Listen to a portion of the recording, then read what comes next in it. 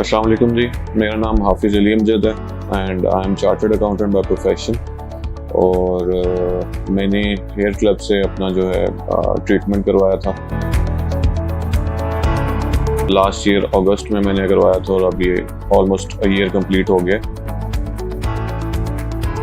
मैंने जो था हाइब्रिड सेशन करवाया था FUT and FUE and around 4000 जो थे ग्राफ्ट्स वो लगवाई थी। अल्हम्दुलिल्लाह, मतलब I am quite satisfied with the results.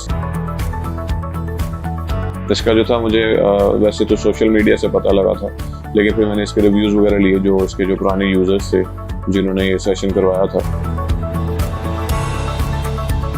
उधर से मुझे कॉन्फिडेंस मिला और अल्हम्दुलिल्लाह अब मैंने करवाया और I highly recommend Hair Club for this procedure.